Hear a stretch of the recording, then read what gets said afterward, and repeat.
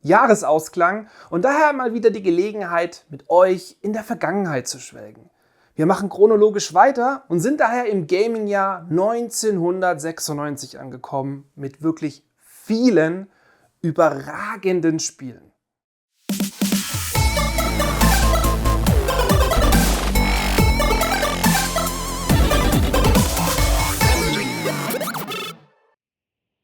(1996) ist das erste Jahr in dieser Top-10-Serie, in der die Blockbuster-Dichte so groß war, dass es viele Spiele, die ich eigentlich auf meiner Liste vermutet hätte, es nicht in diese Top 10 geschafft haben. Da hätten wir zum Beispiel Pokémon, rote und blaue Edition. Ich hab's einfach nie gespielt. Aber auch Z oder Civilization 2 und auch Crash Bandicoot hat es nicht in diese Liste geschafft. Dafür aber 10 andere Hochkaräter und von denen möchte ich euch jetzt direkt Platz 10 bis 6 vorstellen.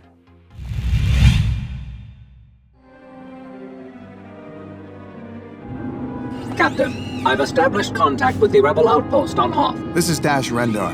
Tell the princess I've got that shipment of assault blasters she's been waiting for. Copy, Outrider. In Shadows of the Empire spielt man Ende 1996 auf dem neuen Nintendo 64 den Söldner Dash Rendar, der neben Third-Person-Shooter-Passagen auch einige Male im Spiel in Raumschiffe einsteigen und sogar Speederbike fahren durfte. Für mich damals absolute Mindblowing-Momente. Deshalb habe ich dem Spiel auch ein eigenes Video gewidmet, welches ich euch natürlich an dieser Stelle gerne nochmal ans Herz legen möchte.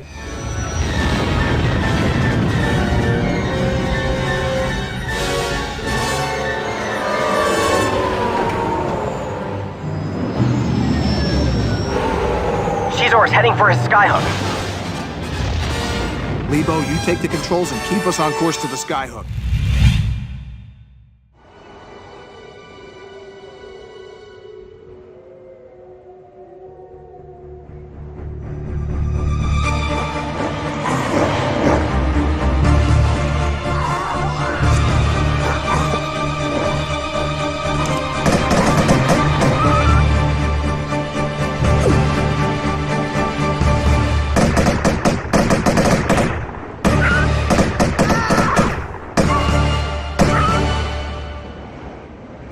Die Archäologin Lara Croft wird angeheuert, um in Peru ein altes Artefakt zu finden. Dabei wird sie in ein spannendes, actiongeladenes Abenteuer verwickelt und etabliert zum ersten Mal erfolgreich eine weibliche Hauptrolle in einem Videospiel.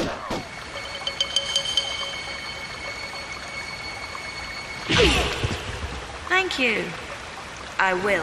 Als eines der ersten Spiele überhaupt unterstützte Tomb Raider die nagelneue 3DFX-Grafikschnittstelle und war somit auch grafisch ein echter Hingucker.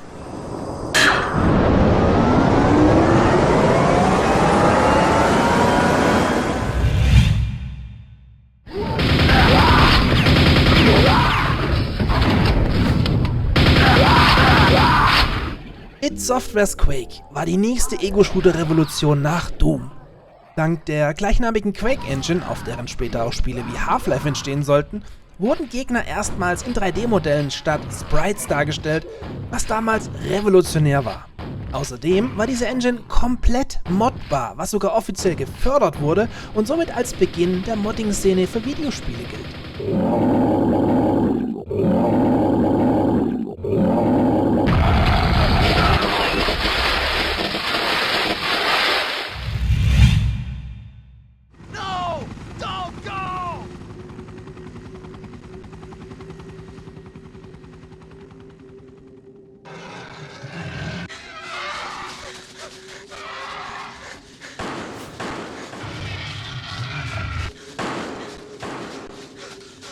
Run for that house!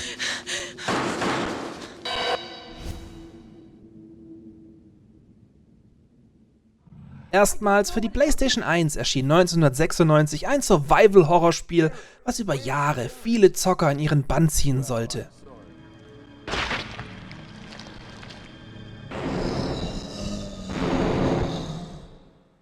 Was man heute dank Pixelgrafik eigentlich gar nicht mehr anschauen will, daher auch diverse Remakes, sorgte zu seiner Zeit für eine einzigartige Gänsehautstimmung und eine unschlagbare Atmosphäre. Praktisch jeder redete damals davon, wie krass er war, weil er nicht nach Tür XY im Boden versunken ist. Chris Redfield.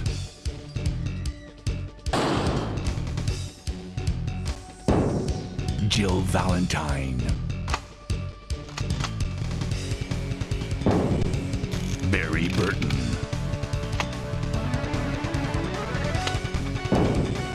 Rebecca Chambers. Albert Wesker.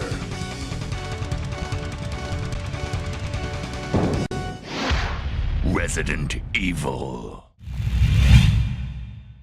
Damn, those alien bastards are gonna pay for shooting up my ride.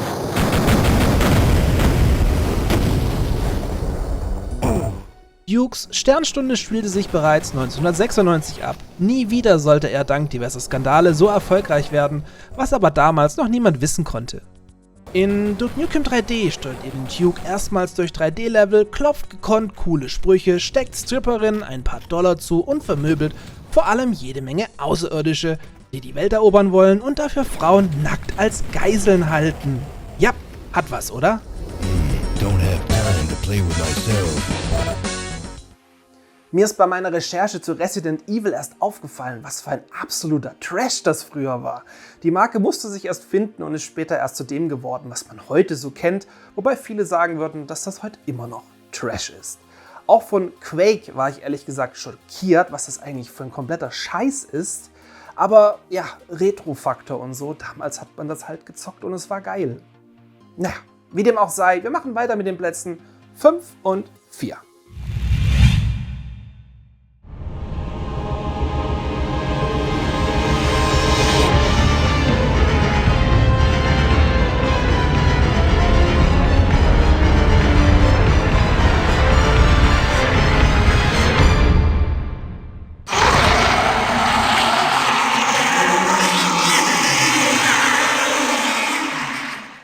Nach 2 erfolgreichen Warcraft-Spielen wollte man bei Blizzard mal was Neues probieren. Also erschuf man so nebenbei das Genre der Hack-and-Slay-Spiele und baute eine Loot-Mechanik ins Spiel ein, die bis heute, außer vom direkten Nachfolger, von niemandem mehr erreicht wurde. Revolutionär war außerdem, dass man dank prozedural generierter Level immer eine andere Spielerfahrung hatte und auch Gegenstände nie an der gleichen Stelle lagen. Das gab es bis zu diesem Zeitpunkt einfach noch nicht. Die Handlung spielt in der Welt von Sanctuario bzw. im Dorf Tristram und einem Dungeon unterhalb der Kirche des Dorfes, in dem plötzlich Untote und Monster aufgetaucht sind. Please, listen to me. The Archbishop Lazarus. He led us down here to find the lost prince. The bastard led us into a trap. Now everyone is dead, killed by a demon he called the Butcher. So nehmt ihr als Held oder Heldentruppe von bis zu 4 Spielern im Multiplayer Quests an und metzelt euch bis zu Diablo selbst durch, um den Frieden fürs Erste wiederherzustellen. The spirits of the dead are now avenged.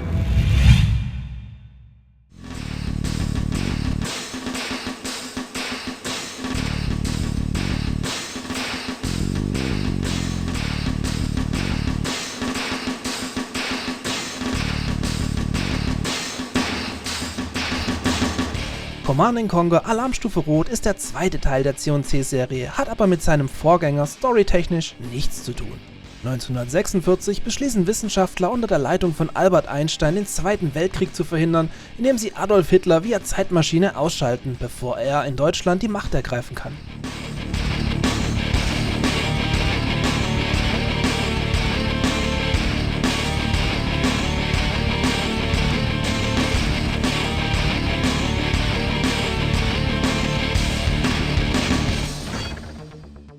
Allerdings kommt es trotzdem zum Zweiten Weltkrieg, nur anders. Und nun hauen sich durch das in Europa entstandene Machtvakuum die Sowjetunion und die Alliierten, angeführt von den USA, auf die Nüsse. Wie im Vorgänger könnt ihr euch für eine Seite entscheiden und zwar wirklich gut gemachte, mit tollen Zwischensequenzen inszenierte Kampagnen spielen. Auch der für seine Zeit wirklich gute Level-Editor muss erwähnt werden, was dem Spiel auch zu seiner eigenen Szene verhalf und auf jeder gut sortierten LAN-Party nicht fehlen durfte. Hitler ist aus dem Weg. Gratuliere, Professor. Wenn Hitler beseitigt ist, dann... Das wird die Zeit zeigen. Früher oder später. Die Zeit wird es zeigen. Gerade auf mein C&C Alarmstufe Rot war ich damals super stolz. Ich bin auch, glaube ich, der Einzige gewesen, der das gehabt hat. Jedenfalls, ich musste meine Mutter Monate lang überreden, dass sie mir dieses Spiel kauft, weil ab 18 und so. Und ja, sie hat mich dann aber dafür wochenlang auch nicht mehr gesehen, weil ich musste ja den Zweiten Weltkrieg gewinnen. In diesem Sinne, weiter geht's mit den Plätzen 3 und 2.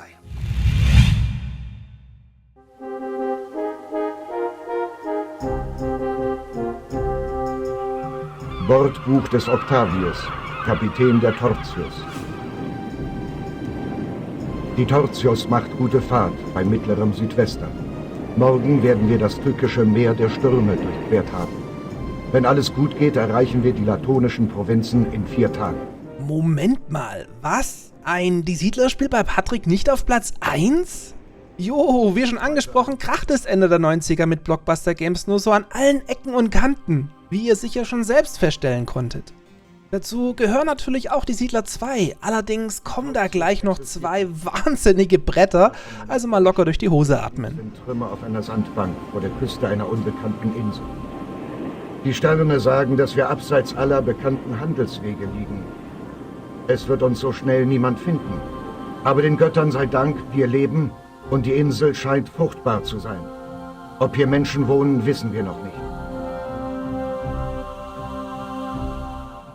Die Siedler 2 greift das von Volker Wertig erschaffene Spielprinzip auf, erweitert es aber sinnvoll und sorgte mit einer wunderschönen Grafik, die den ein oder anderen 486er von damals zum Schmelzen brachte, für Kopfschmerzen. Und ja, ich spreche da leider aus Erfahrung. Im Spiel begeht ihr Schiffbruch und müsst fortan den Weg nach Hause finden, indem ihr durch mysteriöse Portale von Insel zu Insel springt. Was es mit diesen Portalen auf sich hat, wird übrigens nie aufgeklärt. Dafür errichtet ihr Siedlungen, produziert Waren, hebt ein Heer aus und schaltet die Völker auf eurem Weg aus, um weiter voranzukommen. Ein paar Jahre später wird dieses Spiel für den Nintendo DS portiert, was in einem Skandal endete. Auch dazu habe ich ein Video gemacht, schaut euch auch gerne das mal an. Welcome to Mario Kart.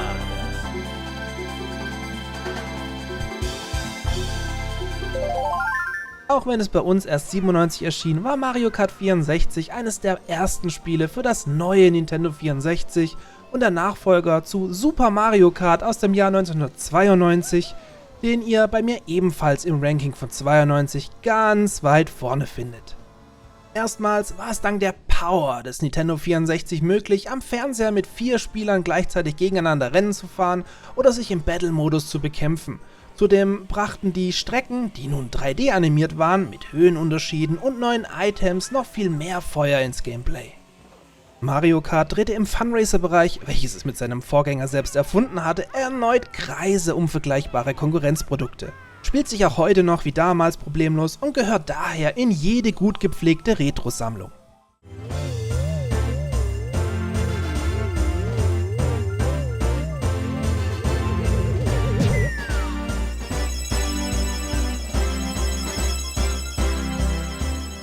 Merkt euch das Schloss von der Siegerehrung noch kurz, vielleicht könnte das gleich noch relevant werden. Jedenfalls, was ich noch sagen wollte, der Nintendo 64 war für mich die alles prägende Videospielekonsole in meiner Kindheit. Ich habe sie mir damals auch zum Release Day am 1.3.1997 direkt gekauft, mit dem Spiel, was jetzt folgt. Aber da dieses Spiel in Japan bereits 1996 erschienen ist, ist es in diesem Jahrgang die klare Nummer 1. Dear Mario, please come to the castle. I have baked a cake for you. Yours truly, Princess Toadstool. Peach.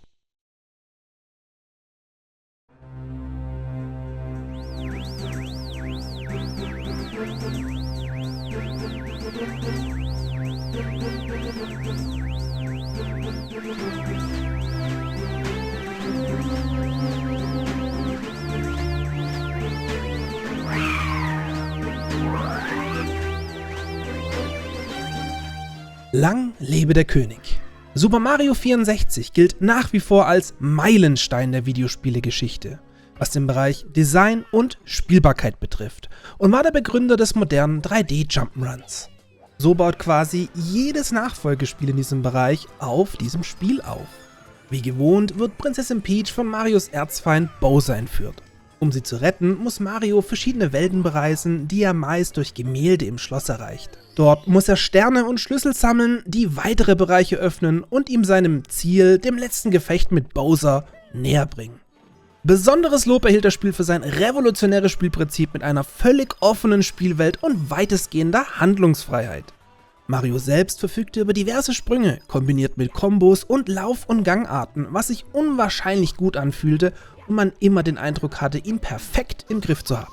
Jede Welt hatte ein anderes Thema, wie zum Beispiel eine Wolken- oder Unterwasserwelt, was auch grafisch total beeindruckte.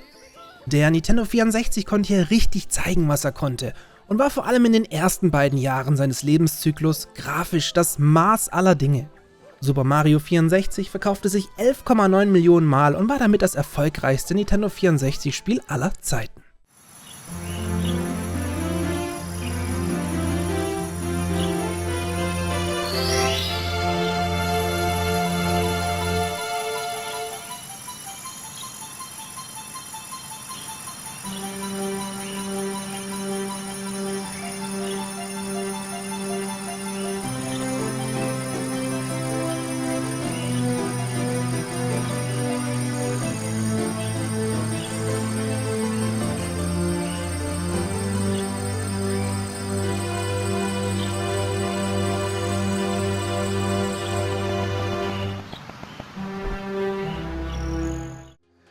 Das waren die Top 10 Videospiele von 1996 meiner Meinung nach. Natürlich würde mich auch eure Meinung interessieren. Habe ich vielleicht sogar irgendein grundlegend wichtiges Spiel vergessen? Schreibt es mir gerne in die Kommentare, denn ich diskutiere so gern mit euch. In diesem Sinne, wenn ihr diesen kleinen Nischenkanal und mich unterstützen wolltet und mehr solchen Content haben möchtet, dann lasst doch gerne ein Abo da. Und in diesem Sinne, bis zum nächsten Mal, euer Patrick. Ciao.